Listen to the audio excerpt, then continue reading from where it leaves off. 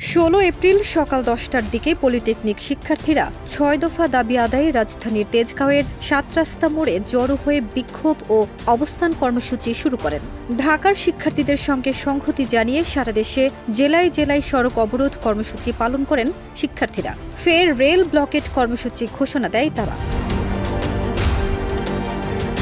17 April এ নিয়ে শিক্ষা মন্ত্রণালয়ের সঙ্গে আলোচনায় বসেন তারা, কিন্তু 6 দফা দাবিতে আলোচনায় সন্তুষ্ট নয় জানায় শিক্ষার্থীরা, বরং আন্দোলন কর্মসূচি আরও কঠোর করার ঘোষণা দেয় তারা। কারিগরি ছাত্র আন্দোলন একত্রিতভাবে সিদ্ধান্তক্রমে কঠোর থেকে কঠোর কর্মসূচির দিকে যাবে। 17 এপ্রিল সচিবালয়ে শিক্ষা মন্ত্রণালয়ের কারিগরি ও মাদ্রাসা শিক্ষা বিভাগের অতিরিক্ত সচিবের সঙ্গে দীর্ঘ 3 ঘণ্টা বৈঠক শেষে বেলা 3টার দিকে বেরিয়ে তারা এ ঘোষণা দেয়। আজকের বৈঠকে আমরা কারিগরি ছাত্র আন্দোলন বাংলাদেশ কোনোভাবেই সন্তুষ্ট নই। এই সময় শিক্ষার্থীরা বলেন, আমাদের সঙ্গে প্রতারণা করা হয়েছে। আজকে শিক্ষা উপদেষ্টার সঙ্গে আমাদের বৈঠক করার জন্য ডেকে আনা হয়েছিল, কিন্তু একজন অতিরিক্ত সচিব বৈঠক করেছেন। আমাদের দাবি দেওয়া লিখে নিয়ে সচিবের কাছে উপস্থাপন করবেন, তারপর উপদেষ্টার কাছে দেবেন।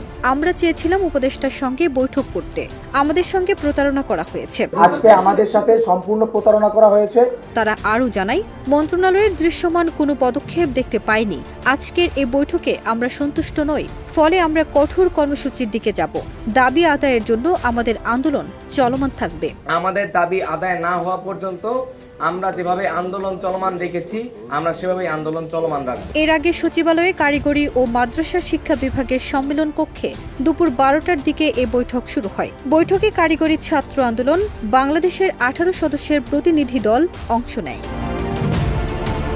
ফারজানা নিকিতা, দেশ রূপান্তর।